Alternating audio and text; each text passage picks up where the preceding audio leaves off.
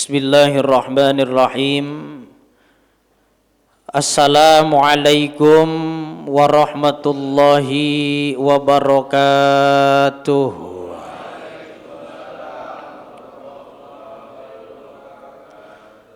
Alhamdulillahi rabbil alamin. Wabihi nasta'in ala umurid dunya waddin.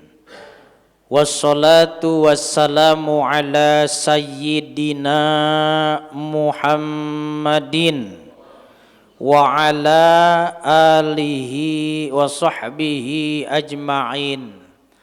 At-tahiyyatul mubarakatus salawatut tayyibatu lillah.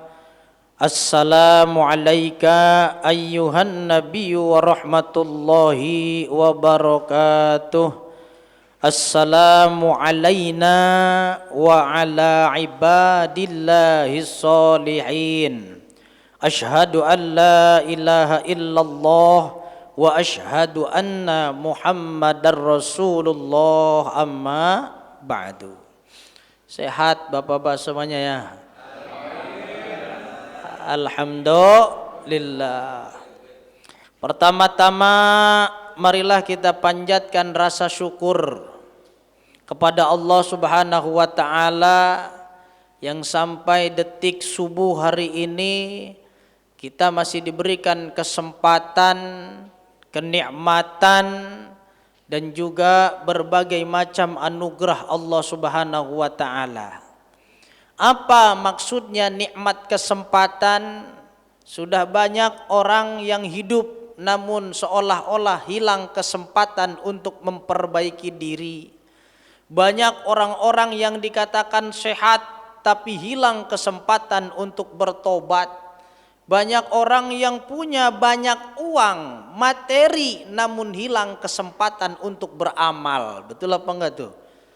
Maka kita diberikan kesempatan oleh Allah duduk di majlis, duduk di majlis ilmu, majlis zikir, majlis sholawat.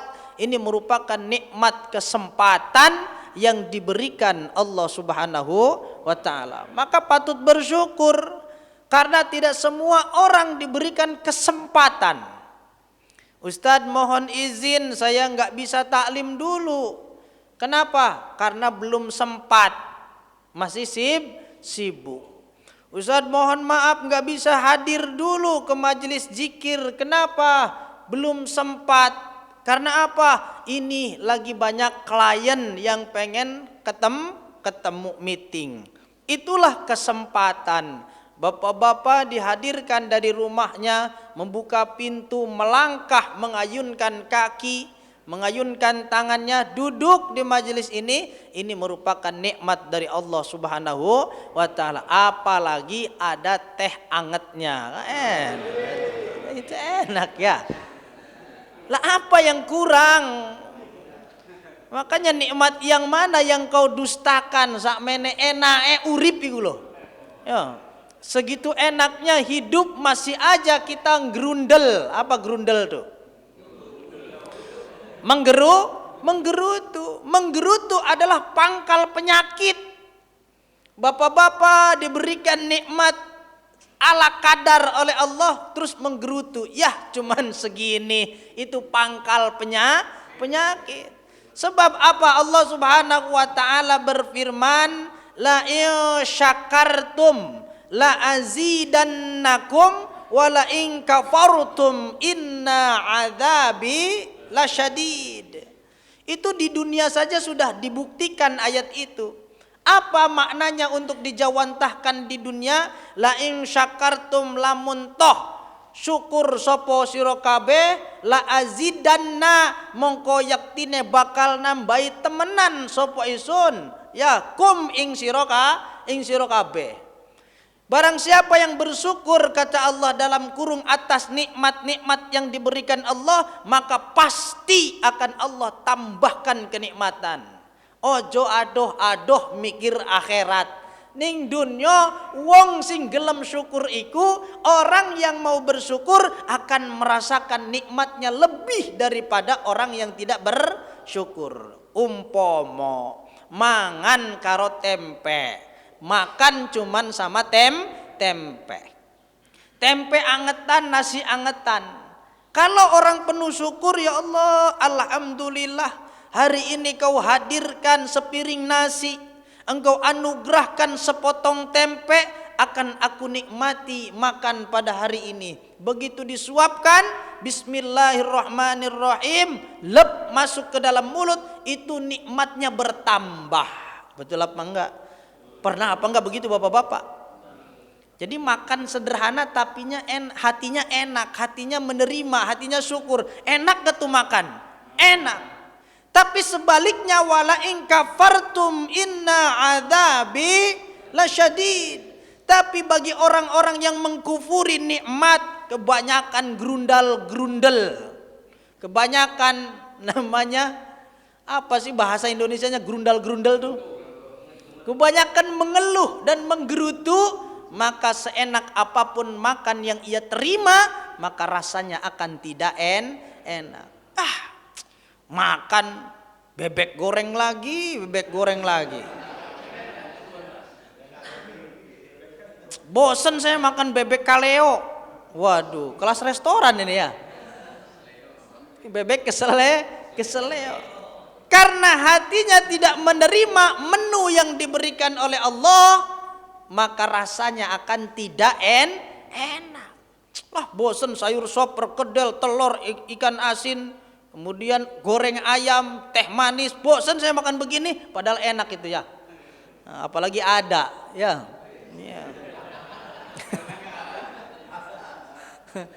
Jadi sayur sop yang hangat, kemudian ditambah perkedel, ditambah sambal, ditambah kerupuk udang, pakai es teh manis, waduh siang-siang seger. Tapi kalau hatinya kufur kenikmatan Allah, maka rasanya jadi tidak enak, sempit. Seluas apapun rumah yang dia tempatin, kalau hatinya nggak nerima, sempit. Tapi orang yang walaupun rumahnya 60 meter persegi, hatinya menerima, maka akan terasa luas. Ya Allah, aku alhamdulillah manggon ning jero umah walaupun nyicil. Udan ora kudanan, panas ora kepanasan, apalagi tambah AC. Semono ku masih grundal-grundal. Nauzubillah min dzalik. Udah nikmatin aja. Enak, hidup itu banyak anugerah. Sudah mah pagi-pagi dibangunkan oleh Allah, kan banyak yang tidak berkesempatan bangun, betul? Kan banyak yang tidak berkesempatan jamaah, betul? Wah, apalagi diam aja Pak, duduk bertapa begini bapak-bapak, minuman datang sendiri ibarat di surga. Wah. Lah siapa yang ngucek gulanya? Siapa yang naburin tehnya? Kita nggak tahu. Tahu-tahu datang di hadapan kita surganya Raudhatul Jannah. Oh, Raudhatul Jannah, tamannya surganya Allah. Bapak-bapak blegedeg ngene wae wis. Teko dewe ya, datang sendiri teh manis. Ntar habis ini nih disediain kayaknya nih makan sarapan. Wah. Nikmat yang mana yang kau dustakan? Sakmene enae urip.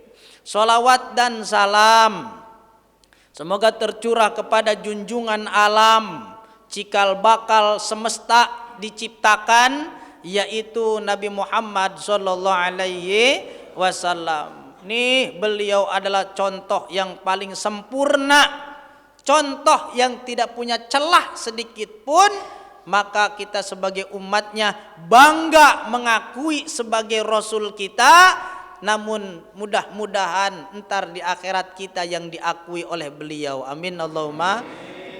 Kenapa? Karena tidak setiap pengakuan akan mendapatkan pengakuan resmi dari yang bersangkutan. Contoh, saya ngaku sebagai muridnya Syekh Maimun Zubair.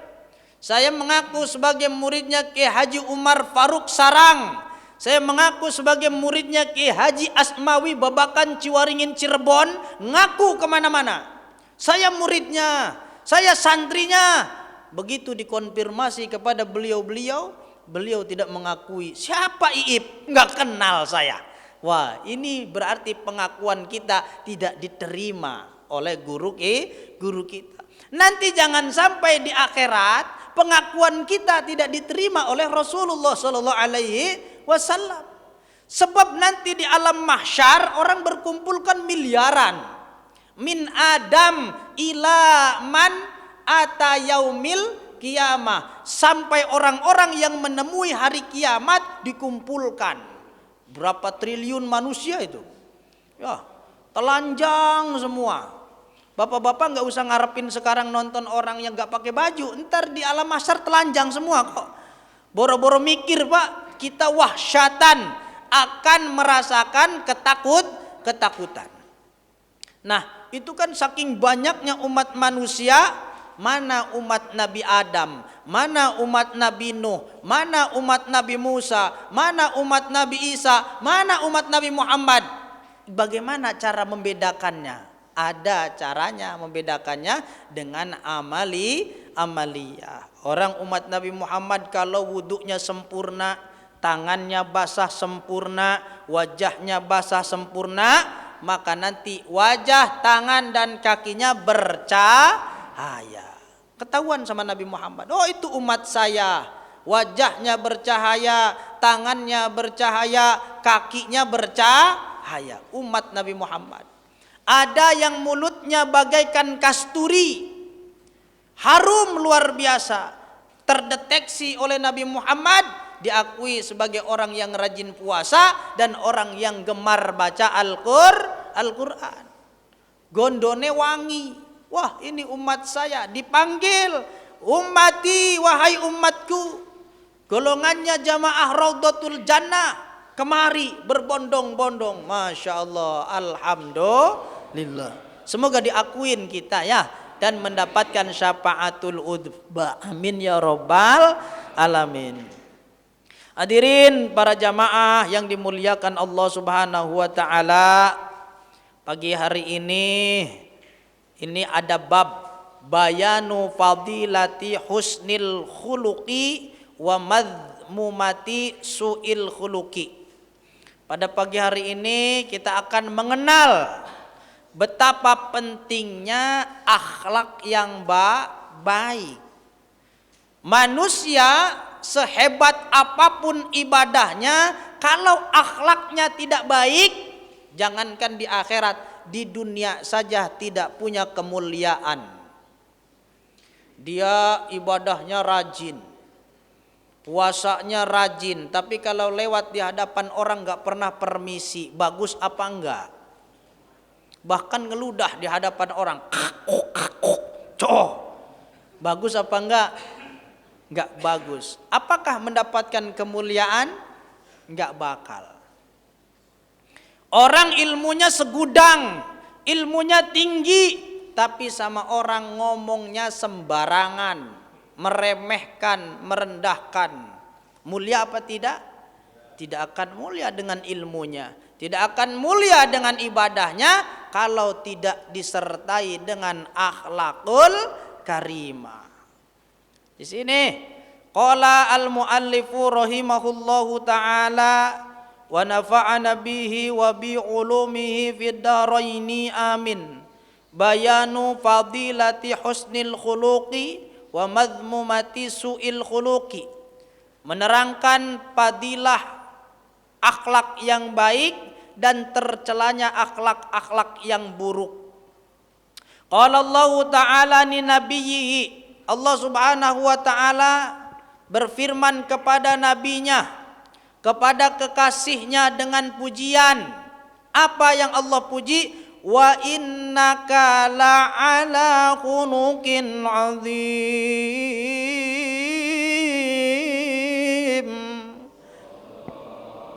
Sesungguhnya atas dirimu ada akhlak yang begitu mulia. Diri siapa?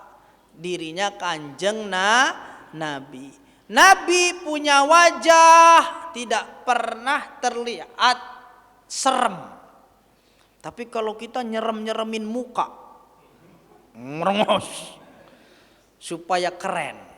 Padahal Nabi itu wajahnya basam, tabasam. Tabasam itu apa? Tabasum itu ajreh. Ajreh itu bukan senyum. Senyum kan ngene. Apa? Bibir kita tersenyum. Tapi kadang mata kita menantang. Gini ya. Ini adalah senyum-senyum yang mengesalkan. Iya, Nabi itu bukan tersenyum, tapi Rasulullah punya wajahnya adalah ajreh, ajer. Apa ajer tuh? Berseri-seri, sumringah. Datang ketemu orang, wajahnya ceria. Ketemu istri ceria. Lah kita kalau ketemu bini kadang-kadang wajahnya udah mulai ketakutan. Ya, ada orang rajin wiridan di masjid, ba'da isya nggak pulang-pulang sampai setengah 11. Setiap hari saya perhatikan, loh kok dia nggak pulang-pulang. Setiap hari dia wiridan. Saya samperin, Pak, sebenarnya lagi ngamalin apa sih Bapak? Kok ba'da isya sampai setengah 11 belum pulang-pulang? Gak ngamalin apa-apa sih Ustaz, saya nunggu jam setengah 11 aja. Kenapa nunggu jam setengah 11? Ya nunggu bini merem. Kalau bini udah merem, mulutnya juga mingkem. Tapi kalau bini masih melek, berisik telinga saya. Tuh. Itu bapak-bapak tuh. Tenang aja, ngadepin bini, ngadepin istri. Yang mungkin sekarang kebanyakan istri-istri di Indonesia lebih galak daripada suaminya, betul? Badan survei membuktikan 90% rumah tangga yang lebih banyak tertindas adalah suami. Ya Allah, lebih galak dari manajer kita, lebih galak daripada supervisor kita. Semua disupervisi sama bini kita, ya. Semua dimanajeri oleh istri kita. Tenang aja. Kalau marah-marah diam, jangan pernah membalas perkataannya, karena memang perempuan di Indonesia rata-rata stres. Benar Pak, menurut Badai Surpen. Kenapa stres? Karena setiap hari pintu kamar, pintu WC, pintu ruang tamu, pintu kamar, pintu WC, pintu ruang tamu, tiap hari berakumulasi. Ngelihat cucian numpuk, piring kotor, baju kotor, pusing. Ngelihat anak disuapin malah lari, nggak mau makan, pusing, stres. Sementara pekerjaannya tidak berhenti. Makanya kalau bapak-bapak ajak jalan-jalan istrinya, pahalanya bagaikan sholat sunnah selama setahun. Idkhalus surur, bahkan kata Nabi, idkhalus surur fi qalbil mu'min, memberikan kebahagiaan ke hati orang mukmin, orang yang beriman. Kan istri kita beriman Pak ya. Satu orang saja kata Nabi, maka pahalanya membandingi ibadah sab'ina sanatan. Sittina sanatan, membandingi ibadah selama 60 tahun. Ajak Pak ke mall Pak. Iya, ini mah mas kawinnya dikit, kerjaannya banyak. Napakohnya dikit, kerjaannya banyak. Nyapu itu tanggung jawab siapa nyapu? Coba nyapu rumah, ngebersihin rumah, tanggung jawab siapa? Tanggung jawab suami. Nyuci piring? Suami. Nyediain makan? Suami. Netein anak? Netein anak kewajiban? Suami Pak. Lah kagak ada tetenya. Itu kewajiban suami. Seandainya itu kalau istrinya minta bayaran dari setetes air susunya, kita bayar Pak. Karena sebenarnya istri itu tidak ada kewajiban netein, ya. Karena tetenya ada di situ, jadinya anak kita jadi di situ. Sebenarnya kita bayar kalau menurut syariat Islam. Ya enggak lah Ustaz, itu fitrahnya di situ kok. Memang istri itu untuk menyusuin anak. Iya, sebagai alat menyusui ada di situ, tapi kewajiban kita membayar air susu itu adalah tanggung jawab suami. Bayar Pak. Istri ngepel bayar Pak. Ya, istri cuci baju Bayar. Maka sering-sering minta ridho sama istri. Wajar kalau istrinya marah-marah tiap hari, Pak. Ngepel kagak dibayar, nyuci kagak dihargai, masak tidak pernah dihormati. Begitu ngopi habis, "Mah, tuh gelasnya, Mah." Waduh, udah kayak babu aja istrinya.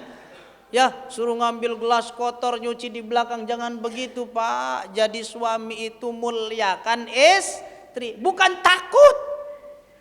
Yang begitu tuh bukan takut, tapi itu memuliakan seorang sosok perempuan. Karena ibu kita adalah perempuan. Anak-anak kita mungkin ada yang punya anak perempuan. Berharap, ya Allah, nanti kelak mendapatkan suami yang dapat memuliakan perempuan, yang menghormati perempuan, yang dapat menghargai perempuan. Maka dia bukan takut walaupun nganterin gelas ke dapur sendiri, itu bukan dalam rangka takut, tapi memuliakan dan meringankan apa yang dikerjakan istri. Kan kalau di fikih, nyapu, ngepel, nyuci baju itu kewajiban suami. Kalau suaminya tidak sanggup melakukan itu semua, udah mumet dengan kerjaan di luar, fakti al khodimah, maka datangkan ASN apa? ART, ASN mah apa? Asisten pegawai negeri ya. ART, datangkan asisten rumah tangga. Kalau nggak sanggup juga bayarnya, karena asisten rumah tangga sekarang mintanya 5 juta sebulan, ngalahin gaji kita, maka istri yang ngerjakan itu dapat pahala luar biasa istri kita. Alhamdulillah. Minta ridho, Pak. Kalau pulang kerja ada duit lebihan, belilah martabak, mah jangan pelit-pelit amat. Ya, Bapak mampir di tukang donat, mampir tukang martabak, apalah kesukaan bini, bawain. Sukanya minum boba umpama istrinya, ya beliin boba. Ya timbang 10.000, tapi senengnya, Pak, melebihi harga 10.000, betul apa enggak? Iya, kita ngasih 10.000, "Mas, beli boba, Mas, rasa apa?" "Rasa Toblerone." Wah, coklat Toblerone, blenderin, di blender Toblerone, kasih bini kita, senengnya minta ampun, Pak. Ya Allah, bertangga bapak-bapak pulang kerja begitu? Oh iya, harus loh. Seminggu 2 kali lah, jangan tiap hari juga, kalau tiap hari enak juga itu.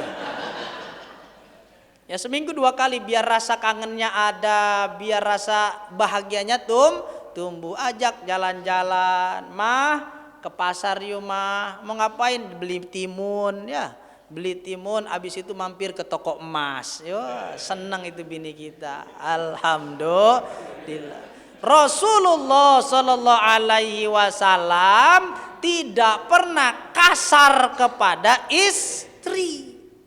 Tidak pernah yang namanya Rasulullah main kalimat kata-kata yang menyakiti istri. Sekalipun istrinya salah, kalau tidak fatal mengenai akidah dan mengenai syariat, Rasulullah memakluminya. Contoh, Rasulullah pulang dari peperangan, Siti Aisyah menyambut di depan pintu, dibawakanlah itu bawaannya Kanjeng Nabi, dielaplah itu keringatnya Kanjeng Nabi, didudukanlah itu Kanjeng Nabi, kemudian dibuatkan minuman manis. Setelah itu diminum oleh Rasulullah, bismillahirrahmanirrahim, glek diminum oleh Nabi. Siti Aisyah memandang dengan bahagia. Kemudian terus diminum oleh Rasulullah, hampir habis itu 1 gelas minuman. Siti Aisyah bertanya-tanya, "Kok ada yang beda dengan suamiku saat ini? Biasanya kalau minum, Pak, Rasulullah itu dibagi 2, selalu barengan dengan istrinya. Wah, ini segelas berdua, Pak." Makanya dinyanyian kan ada ya. Gimana sih itu nyanyiannya tuh? Yang mulia, indah, cantik, berseri, kulit putih bersih merah di pipimu. Dia Aisyah, putri Abu Bakar, istri Rasulullah. Sungguh sweet Nabi mencintamu, hingga Nabi minum di bekas gelasmu. Dia Aisyah, putri Abu Bakar, istri Rasulullah. Bapak-bapak kagak kenal nyanyian itu. Oh, goyang dompet aja. Ya. Rapnya kan keren. Aisyah, romantisnya cintamu dengan Nabi, bukan persis novel mula benci jadi rindu. Kau istri tercinta ya Aisyah Humairah. Gitu nyanyiannya, cari di Google ada kok. Ya Allah ya Karim, nggak ada musiknya. Itu Rasulullah minum yang biasanya dibagi dengan Siti Aisyah. Pada saat itu Rasulullah hampir menghabiskan 1 gelas minumannya. Karena seorang perempuan tidak tahan menahan tanya, menahan rasa penasaran. Akhirnya Siti Aisyah bertanya kepada Rasulullah, "Ya Rasulullah, ada yang beda dengan diri engkau saat ini. Apa wahai istriku? Biasanya engkau bagi minumanmu kepadaku, tapi sekarang kau mulai mau menghabiskan minumanmu sendirian." Kata Kanjeng Nabi, "Udah sambil minum Pak, begini nih. Duh, ini panas apa enggak nih?" Jadi Rasulullah sambil minum itu sambil tersenyum. Panas ini Mas. Ya, sambil tersenyum beliau kepada Siti Aisyah. Semakin bertanya-tanya Siti Aisyah, "Ada apa dengan gerangan ya Rasulullah?" Kemudian Rasulullah, "Ya udahlah, kalau penasaran banget mah saya bagi." Itu sedikit, airnya tinggal sedikit, diberikan kepada Siti Aisyah, diminum, ora kuat, ternyata asin. Langsung nangis Siti Aisyah, minta maaf kepada Rasulullah. Tuh, akhirnya dielus oleh Rasulullah sallallahu alaihi wasallam. "Tidak apa-apa istriku, walaupun asin tetap akan aku habiskan.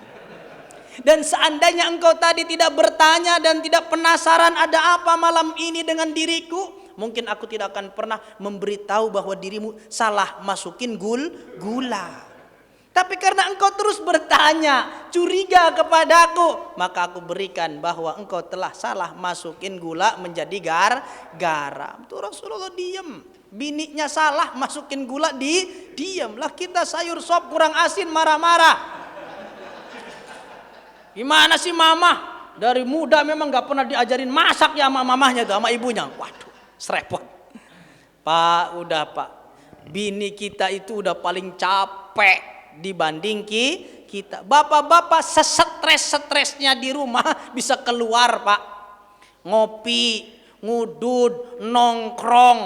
Di kerjaan juga banyak teman, banyak tempat ngobrol lah. Bini kita yang seharusnya banyak berkata-kata, ketemunya tiap hari tembok lagi. Lah mau ngomong sama tembok. Akhirnya suaminya datang jadi semprot baru tuh. Karena kata-kata ini sudah tertahan dari ba'da subuh sampai maghrib.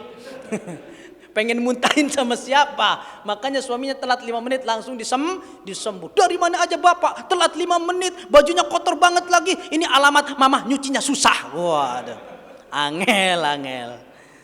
Lah itu karena apa Pak? Karena istri kita banyak kerjanya, capek dari pagi sampai malam. Ya, sementara yang dilihat tembok lagi.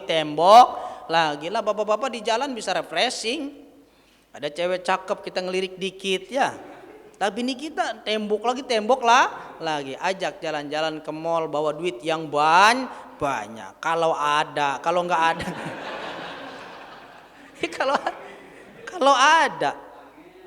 Kalau nggak ada ya ajaklah kemana ke makan kupat tahu ya, ketoprak, senang.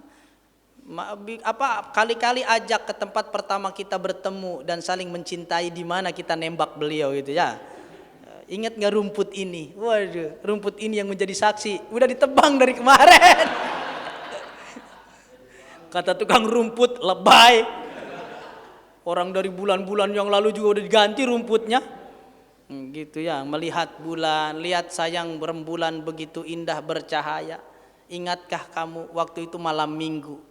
Motor kita bocor, waduh, diiringi dengan rintik-rintik hujan. Tidak ada rasa lelah dan capek. Kenapa? Karena cinta kita menyatu dalam rasa yang sama. Dorong motor bersama. Sekarang mobil udah ada, lu malah marah-marah mulu.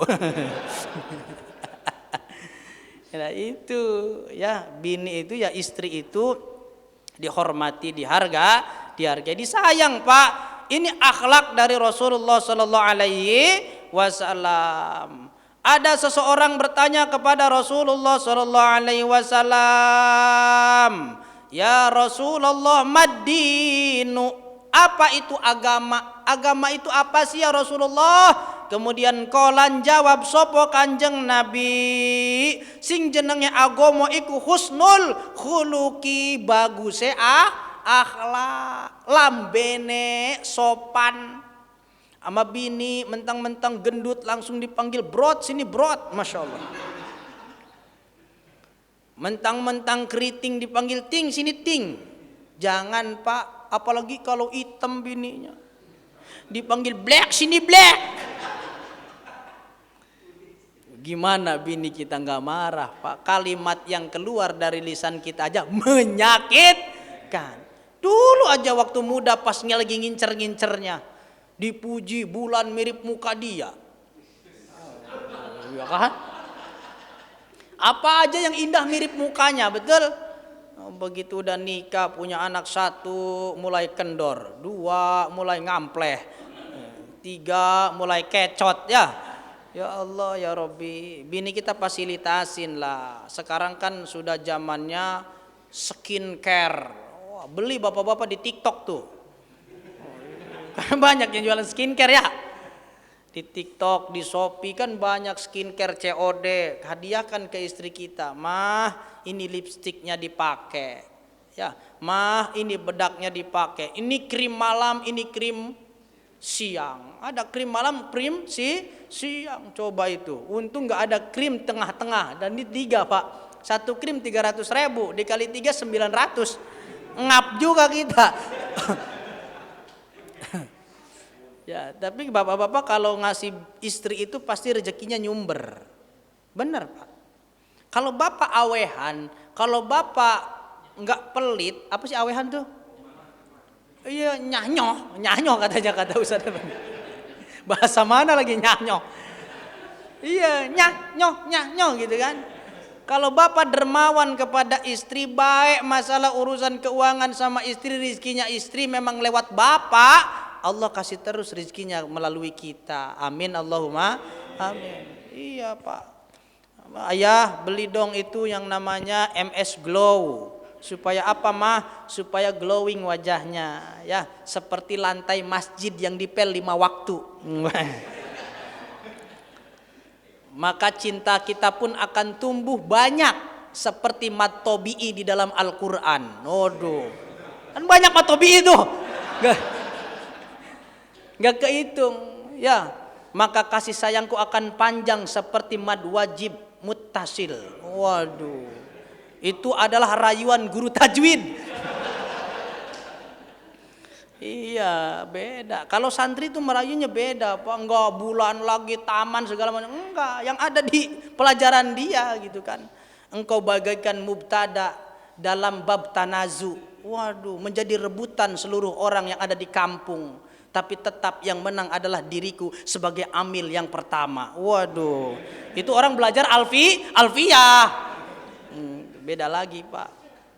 Boleh fa'ala yaf'ulu fa'lan wa maf'alan fahuwa fa'ilun wa dzaka maf'ulun uf'ul la taf'ul maf'alun mif'alun. Boleh berubah wazannya dari satu ke satu yang lain, tapi cintaku tidak akan pernah berubah. Wah, itu luar biasa. Maka cintaku kepadamu bukanlah i'rab, tapi cintaku kepadamu adalah mabni yang tidak bisa dirubah oleh amil dan apapun yang masuk ke dalamnya. Itu rayuan santri.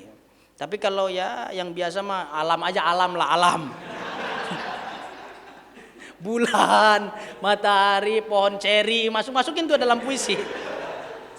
Ya, cabe, ya benar bisa. Iya, lidahmu bagaikan cabe. Ketika bicara pedasnya minta ampun. Tapi aku tidak akan pernah kapok, wahai istriku. Gitu dong, Pak. Karena cabe semakin digigit semakin menagih rasanya. Wah. Biarin pedas juga pedas.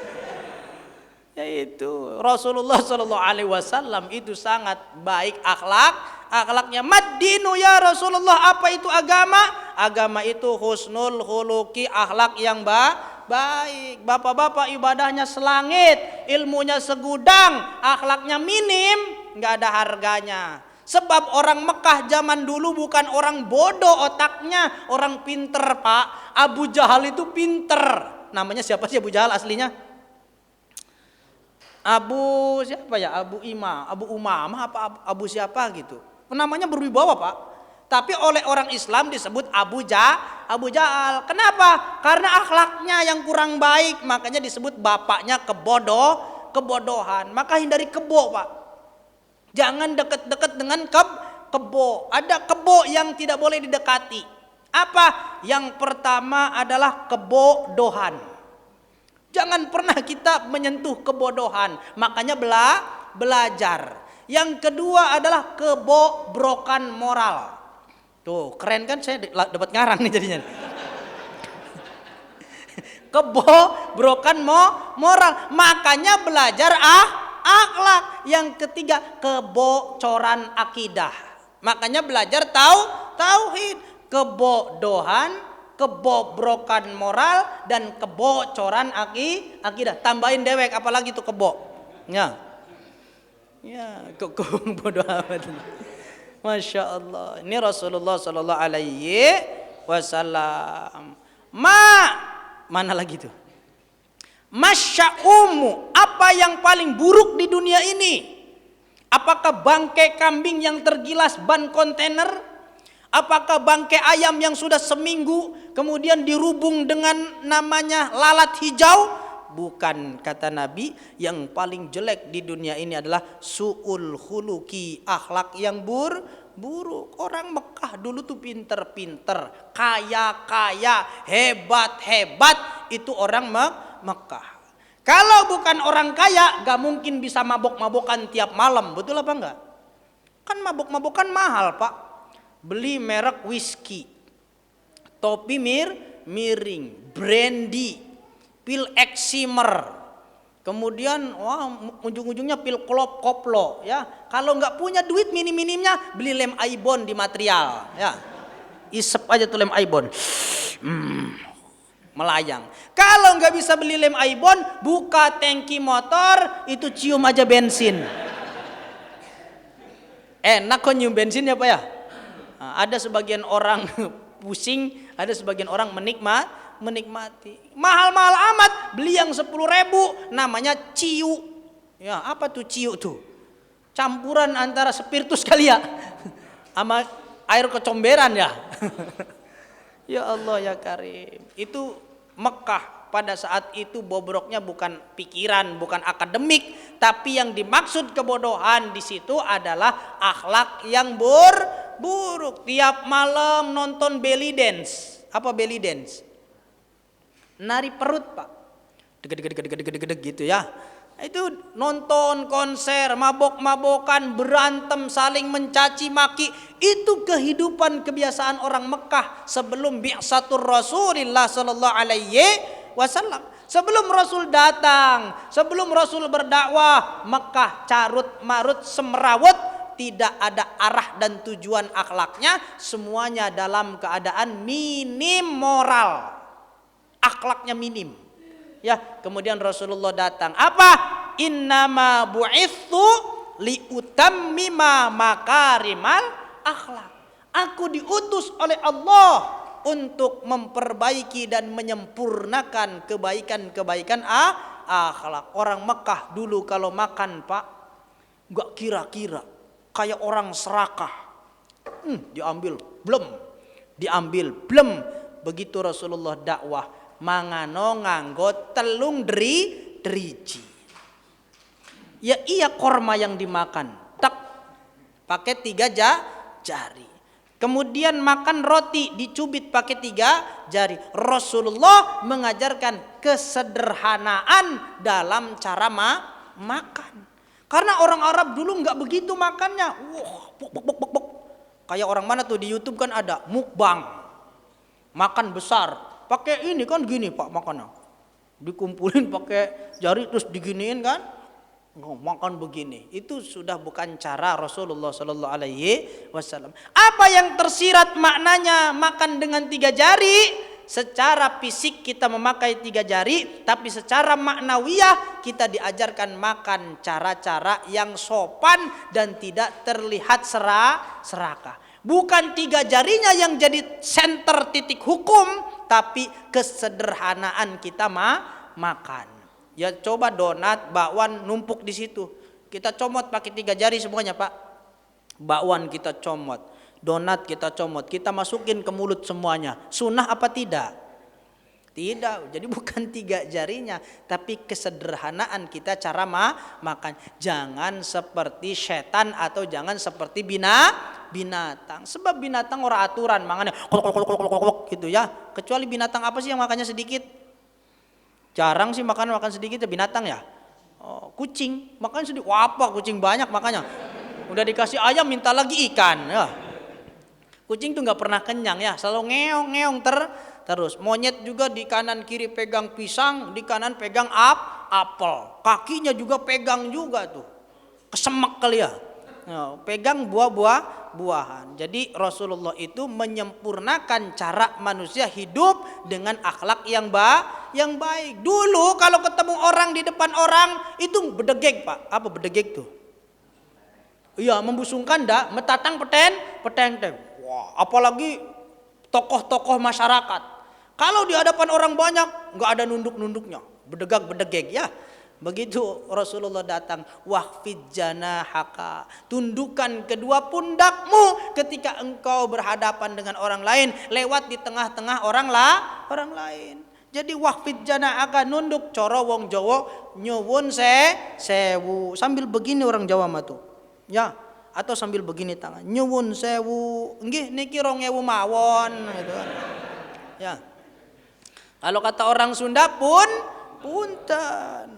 Kalau orang Jawa lagi bukan nyuwun sewu lagi, amit. Amit enten ngono ya, amit Pak, nggih. Monggo nyuwun sewu, nggih. Itu kan punten mangga. Kalau orang Sunda makanya kalau pengen ngerujak itu lewat depan orang aja, banyak kasih mangga loh, Pak. Ya. Punten Pak, mangga dapat 1 tuh. Punten lagi mangga, tinggal bikin bumbunya aja. Mangganya udah dapat 1 kilo tuh ya. Nah, itu adalah akhlak yang diajarkan Rasulullah Sallallahu Alaihi Wasallam. Dulu orang bersin haji biasa aja, malah haji gede-gede itu, malah digede-gedein haji biasa aja. Tapi begitu Islam datang, oleh Rasulullah dibimbing haji, kul hamidallah, kul alhamdulillah, ucapkan alhamdulillah. Yang mendengarnya apa? Yarhamukallah. Begitu indah tuh. Semoga Allah merahmatimu. Kata yang dengerin. Terus yang bersihnya ngomong apa lagi? Hah? Yahdikumullah. Semoga Allah memberikan petunjuk kepadamu. Terus yang dengernya ngomong apa lagi? Alhamdulillah lagi, weh. Bersin lagi. Yuslih balak. Semoga Allah menyembuhkan atau semoga Allah menyirnakan yang namanya bala bagi kalian. Itu bersin aja tektoknya lama. Ya, aci alhamdulillah yarhamukallah yahdikumullah yuslih balakum amma ba'du. Iya, Pak. Masya Allah. Saya jadi supporter bola. Karena nggak bisa ngomong ya udah saya tawasulan aja ya. Digiring lagi oleh muslim digiring kepada Ripkil, kepada siapa lagi, kepada Johan ditendang langsung. Saya nggak bisa begitu. Kalau di lapangan tuh nggak bisa. Ila hadratin Nabil Mustafa Rasulullah sallallahu alaihi wasallam wa ala ali wa azwaji wa dzurriyyati wa ila hadratil mutlaqin karam al-Fatihah gitu. Itu ada di TikTok juga ada itu bocah pesantren. Ya, saya ngomentarin bola api kemarin begitu. Pertama bahasa Indonesia, lama-lama ribet juga. Ya udahlah, apa kita tawasul salawatan ya. Dibikin komentar. Yang penting mah warga senang. Waktu itu senang, warga itu banyak kumpul. 1 RW kumpul di tengah-tengah lapangan masjid. Katanya Ustadz keren ya, komentar bola aja pakai bahasa Arab. Wah, iyalah. Aduh. Orang ngobrol di angkot, Pak, anak-anak sekolah IT ya, ngobrol diangkut pakai bahasa Arab. Ibu-ibu tuh tercengang. Sekolah di mana nak? Di SD ini bu, ya Allah anak-anak kelas 2 aja udah bisa bahasa Arab katanya. Itu padahal tektokan surat pak. Ya, kul a'udzu birabbin nas, malikin nas, ilahin nas, min syarril waswasil khannas, alladzi yuwaswisu fi sudurin nas, minal jinnati wan nas. Shadaqallahul azim. Padahal lagi murojaah. Itu nenek-nenek geleng-geleng kepala diangkut. Ya Allah, katanya nih anak-anak kecil sekarang udah bisa bahasa Arab. Karena zaman dulu nggak ada model-model begitu, model-model aneh-aneh nyeleneh. Akhlak. Balik lagi akhlak. Rasulullah Sallallahu Alaihi Wasallam tidak pernah berucap yang menyakitkan. Kenapa Arab itu disebut kaum jahiliyah? Ya tadi bukan jahil dari segi pemikiran, bukan jahil dari segi akademik, tapi mereka jahil dalam urusan akhlak. Semrawut pak, perempuan anak perempuan bayi, masih bayi dikubur hidup-hidup. Apakah enggak bodoh itu? Bodoh. Ada perempuan dilecehkan di Arab sana, dipermainkan. Kalau ada anak laki-laki lahir nyembelih kambing, darahnya dilumurin di kepalanya.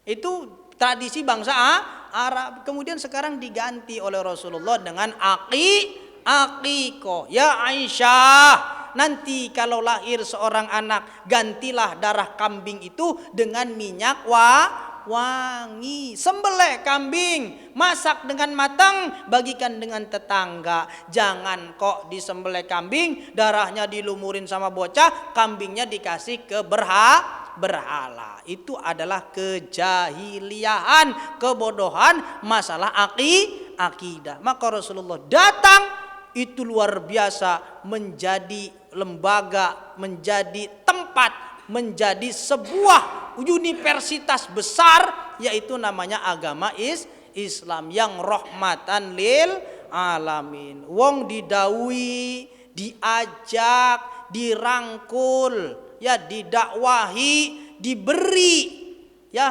kemudian mendiskusikan sesuatu tanpa banyak kekerasan. Bahkan Rasulullah lah yang banyak menerima kekerasan. 3 tahun diboikot. Ya, wa makatha fil hisori ba'da salasati sanawatin. Rasulullah itu diboikot selama 3 tahun karena ada tulisan di Ka'bah itu. Orang Islam tidak boleh nikah, orang Islam tidak boleh bisnis, orang Islam tidak boleh berpolitik, orang Islam tidak boleh beribadah. Itu selama tulisan itu masih ada, orang Islam tidak boleh ngapa-ngapain. Akhirnya Allah utus yang namanya binatang rayap. Maka rayap itu penolong pak waktu itu ya. Rayap salah satu penolong daripada pemboikotan Rasulullah Sallallahu Alaihi Wasallam. Datang malaikat Jibril, ya Muhammad, katakan kepada penduduk Mekah bahwa kertas yang ada di Ka'bah itu sekarang sudah lenyap karena dimakan rayap. Akhirnya oleh Rasulullah dikasih tahu, hei penjaga, coba lihat tulisan yang memboikot diri kami ini sekarang sudah tidak ada. Dari mana engkau tahu Muhammad? Lihat saja, karena sudah dimakan rayap. Padahal Nabi gak kemana-mana, tapi Rasul tahu karena punya asisten yang lengkap. Kalau kita sekarang Google lah ya, Google-nya Nabi Muhammad itu malaikat Jibril. Apa aja ada informasinya. Akhirnya dicari oleh ajudan-ajudan orang jahiliyah, dilihat ternyata memang benar apa yang dikatakan oleh Rasulullah, kertasnya sudah sobek dimakan rayap. Akhirnya Rasulullah terbebas, tapi Rasulullah diintimidasi, Rasulullah ditekan, Rasulullah dikucilkan. Akhirnya pindah ke mana itu pertama kali hijrah ke Taif, ke daerah Syakif. Di daerah Syakib Rasulullah raddan qabihan. Mereka menolak dengan cara keras. Rasulullah dilempar wa yasubbuna Rasul. Kemudian mereka mencaci maki Rasulullah sallallahu alaihi wasallam. Dilempar dengan batu Rasulullah, dilempar dengan barang-barang Rasulullah. Siapa yang menghalangi Rasulullah? Jangan lempar. Ini adalah utusan Allah. Ini adalah nabi tercinta kami. Siapa yang menghalangi itu? Sampai kepalanya orang tersebut penuh dengan luka karena lemparan batu. Namanya Zaid bin Harisah. Itu yang menghalangi Rasulullah ketika dilempar batu di tanah Taif. Sampai mukanya banyak luka. Ya Allah, itu saking cintanya para sahabat kepada Nabi. Kenapa sih orang pada cinta kepada Nabi? Karena memang Nabi itu lembut, sopan, ramah, baik, pengasih, penyayang. Itu Rasulullah Sallallahu Alaihi Wasallam. Sampai sahabat Abu Bakar saja kalau nggak ketemu Nabi sehari aja kangennya luar biasa. Makanya pernah Abu Bakar tidak ketemu dengan Rasulullah sampai malam-malam kangennya nggak bisa ditahan. Rasulullah datang ke rumah Nabi, kemudian tidur di depan pintu Rasulullah Sallallahu Alaihi Wasallam. Begitu Rasulullah keluar subuh-subuh, loh kok ada sahabat Abu Bakar? Dibangunkan, ya Abu Bakrin, wahai bapaknya perawan, kenapa engkau tidur di depan pintu rumahku? Ya Rasulullah, demi Allah saya tidak sanggup menahan kerinduanku kepadamu. Masya Allah, dipeluk oleh Rasulullah Sallallahu Alaihi Wasallam. Itu saking apanya? Saking lembutnya Rasulullah Sallallahu Alaihi Wasallam, saking baiknya akhlak Rasulullah Sallallahu Alaihi Wasallam. Sampai-sampai orang kafir pun rindu dengan akhlak Rasulullah Sallallahu Alaihi Wasallam. Kan ada pengemis buta Yahudi, setiap hari disuapin oleh Rasulullah, tiap hari dibikinkan roti yang enak oleh Rasulullah, disuap dengan penuh kasih sayang, mulutnya menghina, mulutnya mencaci maki, tapi Rasul terus menyuapinya dengan kasih sayang. Jangan percaya Muhammad ya, Muhammad itu orang gila, stres Muhammad, tukang berhayal. Nabi potekin roti, masukin lagi, dulu, ngoceh lagi. Dasar Muhammad tukang sihir. Nggih, ya akhirnya disuapin lagi. Sampai Rasulullah wafat, tanya Abu Bakar kepada Sayyidah Siti Aisyah, wahai Aisyah, apa amalan Nabi yang belum diamalkan oleh ayah? Ada ayah, yaitu membawakan roti kepada pengemis Yahudi yang buta. Oh, kalau begitu saya akan ikuti apa yang diamalkan oleh sang Nabi. Bikin roti, dianterin, kemudian disodorkan. Nih mak, rotinya. Lah, biasanya kan bukan disodorin, saya disuapin biasanya. Oh, akhirnya sahabat Abu Bakar semakin tahu. Rasul ternyata nyuapin, dipotek. Coba mangap. Dimasukin tuh roti. Kemudian kata pengemis yang buta itu, kok begini cara nyuapinnya? Emang seperti apa mak? Orang yang nyuapin sebelumnya kayaknya penuh perhatian, penuh kasih sayang, penuh kelembutan. Bukan kayak gini. Kamu siapa? Ditanya. Ya, saya sahabatnya. Emang yang dulu suka kesini siapa? Beliau adalah Muhammad Rasulullah Sallallahu Alaihi Wasallam. Nangis tuh pengemis. Mohon bimbing saya untuk bersyahadat, meyakini apa yang diajarkan oleh nabimu, asyhadu alla ilaha illallah wa asyhadu anna muhammadar rasulullah. Rasulullah sampai wafat tidak pernah ngomong mulu lo ya, udah disuapin, enggak pernah Pak. Itu akhlak Rasulullah Sallallahu Alaihi Wasallam. Ini panjang ya, nanti kita potong-potong aja lah ya. Karena ini baru permulaan fadilah akhlakul karimah. Walama khalaqallahu al-kufra qala Allahumma qawwini qawwahu bil bukhli wa su'il khuluqi. Ketika Allah Subhanahu wa taala menciptakan kekafiran, maka Allah titipkan bersama dengan kekufuran itu adalah kekuatan, kepelitan dan akhlak yang buruk. Jadi di dalam jiwa orang kafir itu Allah titipkan apa? Allah titipkan kekuatan untuk medit dan kekuatan untuk akhlak yang buruk. Maka mereka yang buruk itu ya bisa jadi kurang iman, ya. Dia tidak memiliki kesadaran iman yang baik sehingga akhlaknya tidak baik. Sama tetangga rese mulu, ya, sama saudara berantem mulu. Ini tandanya kurangnya iman. Sebab orang yang akhlaknya baik itu tanda daripada imannya baik. Ya, itulah ukurannya di sini begitu ya. Walamma khalaqallahu al-imana, dan ketika Allah menciptakan cahaya keimanan, Allah berkata, Allahumma qawwini qawwau bi husnil khuluqi wassakha. Allah menitipkan di sana kebaikan akhlak dan juga kedermawanan. Jadi kalau ada orang dermawan berarti itu akhlaknya baik. Sebab apa? As-sakhiyu qaribun minan nas wa qaribun minal jannah wa ba'idun minan nar. Orang yang dermawan itu dekat dengan manusia, dekat dengan surga, dan jauh dari neraka. Coba lihat orang yang awehan. Woi, ngopi yuk. Kopi udah ada nih. Kumpul nggak orang? Deket sama orang. Butuh apa nih RT?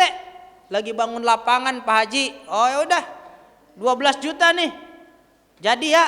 Jadi orang dekat nggak dengan Pak Haji itu? Dekat. Qaribun minan nas, dekat dengan manusia, senang semua orang dengan orang dermawan. Wa qaribun minal jannah, dia dekat dengan surga, dipanggil oleh surga. Wahai Ji, ini tempatmu di sini Ji. Ayo cepat mati Ji. Tempatmu di sini. Ya. Wa ba'idun minan nar, jauh dari neraka. Neraka tidak akan sanggup memakan jasad orang yang dermawan. Alot pahit bagi neraka, tapi manis bagi pintu surga. Maka Allah ketika menciptakan keimanan, Allah titipkan di dalam keimanan itu akhlak yang baik dan kedermawanan. Jadi kalau ada orang pelit berarti kurang iman. Udah gitu aja, mafhum mukhalafah, logika terbaliknya. Di ilmu pesantren itu Pak diajarkan yang namanya ilmu mantik, ilmu kaidah ya. Jadi kalau berdebat itu bisa memahami mafhum mukhalafah. Apa mafhum mukhalafah? Mafhum mukhalafah itu logika terbalik. Ada mafhum muwafaqah, namanya logika selaras. Ketika lawan bicara kita begini, kita menyelaraskannya bisa. Itu namanya logika selaras. Mafhum muwafaqah. Ada mafhum mukhalafah, yaitu logika terbalik. Ya seperti tadi, kalau Allah menciptakan iman kemudian dititipkan kedermawanan dan dititipkan akhlak yang baik, berarti orang yang baik, orang yang dermawan itu ciri orang beriman. Berarti mafhum mukhalafahnya, logika terbaliknya, orang pelit itu berarti imannya kurang. Sebab apa dikatakan imamnya kurang? Dia takut miskin dengan sedekah. Sementara janji Allah tentang sedekah di dalam Al-Quran ngabadeg, di dalam hadis juga ngabegreg. Apa tuh coba ngabadeg sama ngabegreg? Di dalam Quran banyak, di dalam hadis pun tidak kalah banyak tentang sedekah. Wes lah, sampai situ saja dulu. Insya Allah kita lanjut lagi di pertemuan yang akan datang. Kenapa saya bilang pertemuan yang akan datang? Kalau saya bilangnya bulan depan, kayaknya pikiran lama banget, ya.